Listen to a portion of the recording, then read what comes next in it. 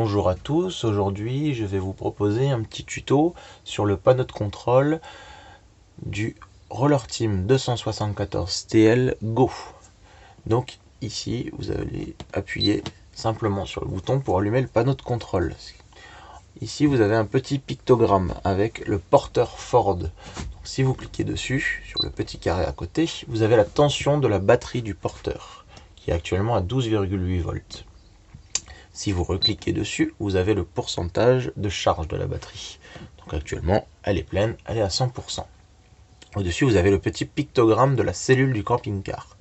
Ce sont les deux batteries de 95 Ah, donc 190 Ah au total. Si vous cliquez dessus, vous avez la tension. Actuellement, nous sommes à 13,5 volts. Le panneau solaire recharge actuellement la batterie, parce que vous disposez d'un panneau solaire de 120 watts sur le toit. Vous avez également un chargeur DC-DC qui en fait recharge les deux batteries de la cellule via l'alternateur du véhicule lorsque vous roulez.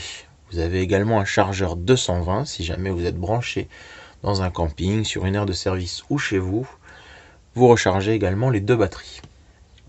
Donc si vous cliquez, vous avez la tension, vous recliquez, vous avez le pourcentage de charge de la batterie. Donc actuellement 100%.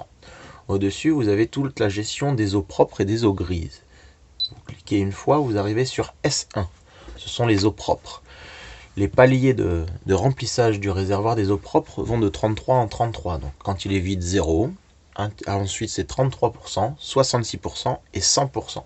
Donc actuellement, le réservoir d'eau potable est rempli à 100%. Si vous recliquez sur le même bouton, vous avez R1 qui s'affiche en rouge. Et là, vous avez le pourcentage d'eau grise qui se trouve dans la cuve sous le camping-car. Ce sont toutes les eaux du lavabo, évier ou encore de la douche. Vous recliquez, vous revenez aux eaux potables. Ici, vous avez un petit bouton qui vous donne la température actuellement dans le camping-car. Il fait 22 degrés. Ce bouton sert à allumer, bien sûr, tous les éclairages du camping-car. Bien sûr, ils ont également un interrupteur individuel chacun ou des boutons tactiles. Il sert également à allumer la télé et aussi à allumer les prises USB et la box 4K pour la télé. Ici, vous avez le bouton pour l'éclairage extérieur juste au-dessus de la porte. C'est le petit bandeau LED qui fait approximativement 80 cm de large. Donc vous appuyez, ça allume à l'extérieur et pour éteindre, vous rappuyez. Au-dessus, vous avez une sorte de petit robinet.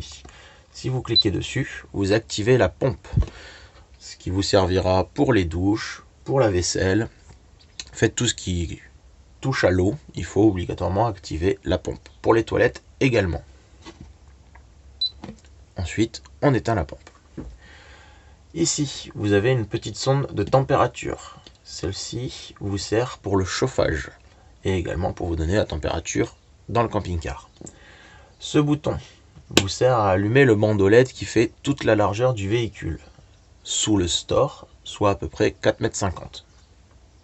Vous allumez et vous éteignez.